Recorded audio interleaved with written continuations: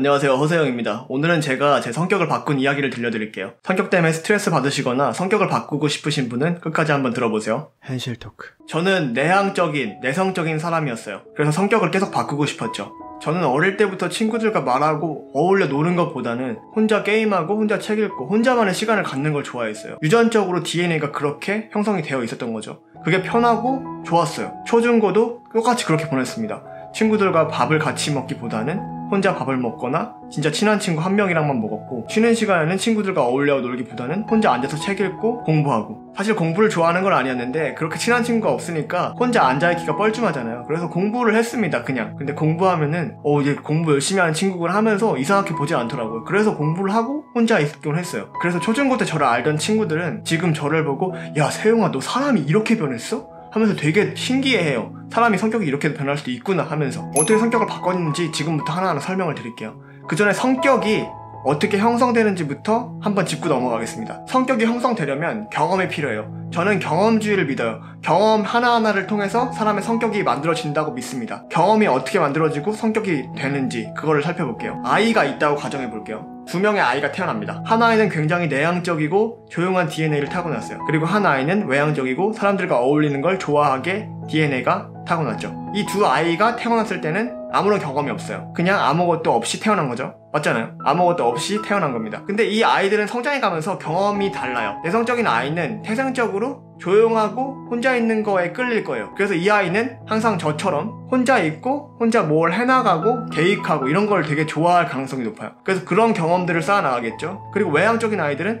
태생적으로 친구들과 함께하고 다른 사람 앞에 서는 거를 좋아하기 때문에 그거에 끌릴 거예요. 그래서 그러한 경험들을 계속 가지고 나가겠죠. 한 아이는 내성적인 성격을 가진 성인이 될 거고, 한 아이는 외향적인 성격을 가진 성인이 될 거예요. 그러니까 완전 정반대의 성격을 가지게 된 거죠. 처음에 유전적으로 DNA가 다르다는 거 빼고는 다 똑같았는데 말이죠. 그래서 저는 이 점에서 아이디어를 얻었습니다. 내가 외향적인 성격이 되고 싶으면 나는 내향적인 경험만 있으니까 외향적인 경험들을 가진다면 외향적인 성격을 가질 수 있겠구나, 이렇게 생각을 했고 하나하나 어떻게 실천을 할지 생각을 해봤어요. 그 경험들을 갖기 위해서 단계를 세웠습니다. 제가 실제로 20살 때 느꼈던 감정인데요, 20살 때 외향적인 성격이 되고 싶어서 이러한 단계를 밟았습니다. 처음에 저는 외향적인 성격의 사람들이 어떤 경험을 갖는지 분석해봤어요. 그들은 항상 남한테 말을 잘 걸더라고요. 자기가 생각하는 게 있으면 먼저 말을 잘 걸어요. 그냥 머릿속으로만 남겨두지 않아요.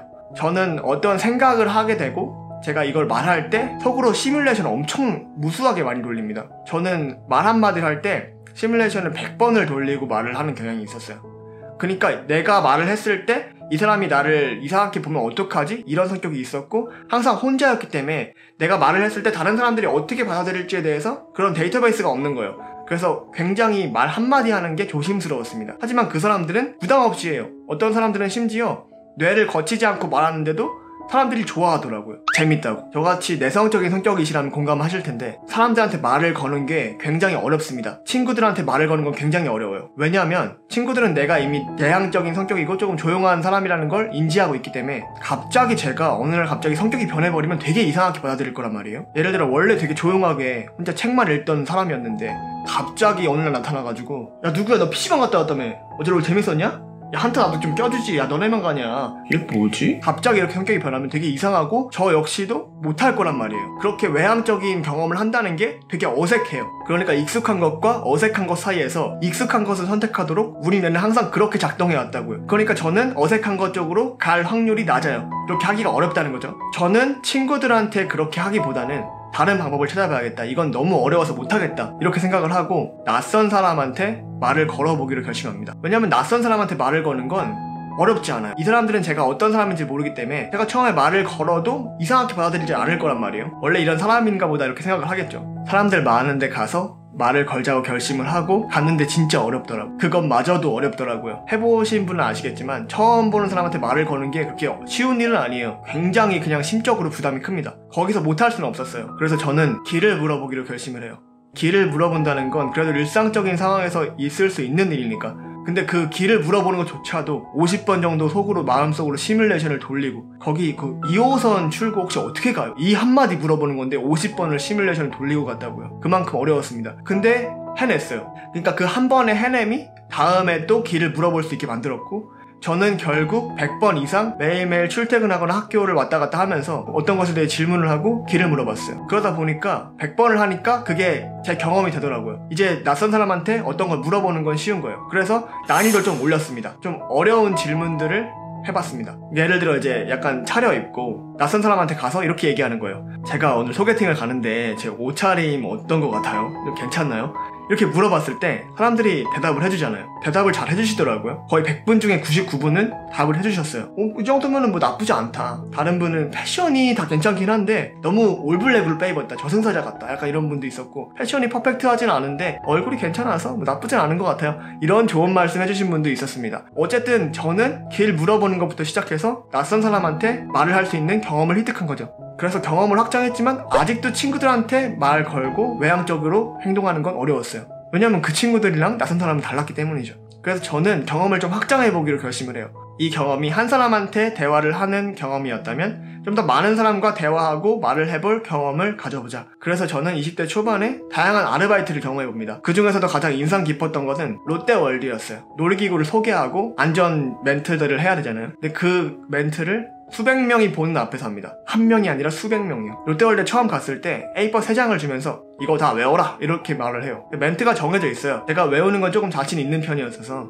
2시간 정도 해서 다 외웠어요. 근데 막상 이제 100명 앞에서 서서 하니까 뇌가 하얘지는 거예요. 여기는 모험가 신비의 나라 롯데월드 버디슈트 시어터입니다. 이렇게 되고 제가 30초를 벙 쪘어요. 첫날에. 어떡해, 신입인가봐 막 이러면서 되게 위로를 해주셨는데 저는 공황장애가 와가지고 진짜 아무 말도 못했어요. 그래서 옆에 있는 선배님이 이제 마무리 져주셨는데 그 일이 있고 나서 쉬는 시간에 화장실 가서 30분 동안 진짜 울었어요. 나는 한 명 말고 여러 사람 앞에서는 할 수 없는 건가? 나는 이렇게 태어나서 바꿀 수가 없는 건가? 나는 평생 내성적인 성격으로 살아가야 하는 건가? 하면서 계속 울었어요. 30분 동안. 다 원망스러웠어요. 이런 성격을 가진 내가 원망스러웠고 내 주변 환경이 원망스러웠고. 근데 그 울고 나서 진짜 독하게 마음먹었습니다. 이거 못하면은 내 인생은 여기서 끝이다. 그냥 똑같다. 한 명이랑 100명이 달라진 것뿐 내가 한 명한테 말을 거는 거에 성공했잖아.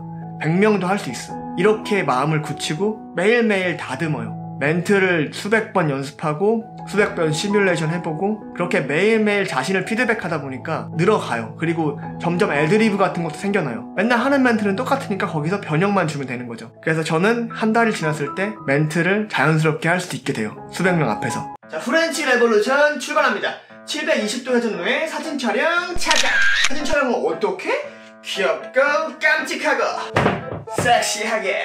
이런 경험들을 하면서 사람들 앞에서 말하는 게 자연스러워지고 이 경험들은 저의 것이 되게 됩니다. 그리고 심지어 점점 시간이 흘러갈수록 사람들이랑 농담도 하게 돼요. 예를 들어 커플 손님들이 기다리고 계시면 오늘 일기예보 보셨어요? 저녁에 비 온다는데 남자친구분 우산 챙기셨어요? 아, 저요? 저 당연히 챙겼죠. 아, 남자친구분이 센스가 있으시네요. 이런 식으로 말하면 되게 손님들이 좋아하세요. 이런 경험들을 가지고 말을 나름대로 잘할 수 있게 됐어요. 근데 또 대학교에 와서 공부를 하고 아르바이트를 안 하고 공부만 하다 보니까 또 이제 어려워지더라고요. 그래서 대학교에서 할 수 있는 게 뭐가 있을까 하다가 발표라는 걸 떠올렸어요. 보통 조별 과제가 있으면은 자료 조사를 하는 사람, 뭐 PPT 만드는 사람, 발표하는 사람이 있는데 보통 이제 5명이 있으면 혹시 발표하고 싶은 분 계세요? 그럼 아무도 말을 안 해. 진짜 단 한 명도 말을 안 하고 이러고 있어. 진짜 말을 안 하고 입을 닫고 있단 말이에요. 그러니까 그때 제가 발표는 제가 해보겠다고, 제가 발표해보겠다 그러면 되게 좋아하고 저도 발표를 할 수 있는 그런 기회를 얻는 거잖아요. 그러니까 일석이조다 싶어가지고 저는 발표를 할 수 있는 기회가 있으면 항상 제가 한다고 합니다. 그것도 좀 똑같았어요. 롯데월드에서 했던 거랑 똑같이 계속 늘고 발표 중간중간에 애드리브 치고 있었어요. 제가 어느 순간 그렇게 그런 단계를 계속 거치고 여러 사람 앞에서 얘기할 수 있는 그런 경험까지 만들고 나니까 그런 경험이 저를 외향적으로 만들었어요. 물론 처음부터 외향적이었던 친구들만큼은 아니에요. 그 친구들이 저보다 훨씬 더 말을 잘하고 더 그런 분위기에 능숙하고 리드하는 능력도 뛰어나죠. 하지만 저는 이제는 외향적인 친구들이랑 놀 때 어색하지 않고 그게 익숙해요. 외향적인 성격도 가지게 된 거죠. 그러니까 저는 제가 만든 경험을 통해서 외향적인 성격을 만들어낸 거예요. 그렇다고 앞에 있는 내향적인 성격이 사라지느냐? 그것도 아닙니다. 게임에서도 막 수리검 날리다가 갑자기 레저로 전환해가지고 레저 쏘고 막 이러잖아요. 무기를 변환해서 쓰는 것처럼 스위칭하는 개념이에요. 성격을 상황에 맞게 스위칭할 수 있어요. 예를 들어 회식 같은 데 자리 가서는 외향적인 성격이 좋으니까 외향적인 성격을 사용하고 그 카드를 그냥 장착을 하면 되는 거예요. 원래 내향적인 성격이 있으니까 정말 친구들 고민 상담을 하거나 둘이 진솔한 얘기를 할 때는 좀 내향적인 성격으로 진지하고 신중한 그런 성격을 장착함으로써 상황에 맞게 성격을 바꿔치기 할 수 있는 그런 능력까지 생겼어요. 그래서 여러분도 이렇게 성격 때문에 힘들어하거나 스트레스 받으신다면 이렇게 후천적으로 성격이 만들어질 수 있다는 걸 말씀드리고 싶었어요. 실제로 저는 그 경험을 만드는데 성공했고요. 성격이라는 게 외향적인 게 좋고 내향적인 게 나쁘다 이런 얘기를 하고 싶은 건 아닙니다. 성격이 장단점이 있고 어떤 사람은 여러분의 성격을 부러워하는 사람이 단 한 명은 있을 거예요. 굉장히 상대적인 개념이어서 좋고 나쁨이 없습니다. 하지만 한 성격이 아니라 다른 측면의 성격까지 같이 갖고 있다면 성격 때문에 스트레스 받는 일은 거의 없을 거예요. 그러니까 여러분이 원하는 성격을 가진 사람이 있다면 그 사람의 경험이 어떨지를 생각해보세요. 그 사람들은 어떤 경험을 가져서 저런 성격이 만들어진 걸까? 이걸 먼저 생각해 보신 다음에 그 경험 속으로 자신을 던지세요. 어렵죠? 저도 처음에 50번을 시뮬레이션 하고 들어갔다고 말씀드렸잖아요. 그만큼 어렵습니다. 하지만 그걸 한 번 해내고 두 번 해냈을 때 여러분의 경험이 만들어지고 그 경험을 통해서 새로운 성격이 만들어질 수 있습니다. 그리고 그 성격과 여러분의 성격을 계속 스위칭 해가면서 여러분이 상황에 맞게 그 성격들을 운용해 나갈 수가 있을 거예요. 그래서 결론적으로는 성격이 바뀐다기보단 성격은 만들어지는 거다 이런 말씀을 드리고 싶었습니다. 저는 여러분들이 성격을 만들어내는 경험을 통해서 성격 때문에 스트레스를 받는 일이 없었으면 좋겠습니다. 저도 해냈습니다. 저도 내성적인 사람이지만 외향적인 성격을 만드는 데 성공했고 제 경험이 증명하듯 여러분도 할 수 있습니다. 저 같은 평범한 사람도 했는데 여러분도 모두 해낼 수 있는 경험이라고 생각합니다. 가시기 전에 구독과 좋아요, 알림 설정 한 번씩 부탁드리고 앞으로도 여러분들에게 도움이 되는 경험들, 더 좋은 이야기로 돌아오겠습니다. 안녕.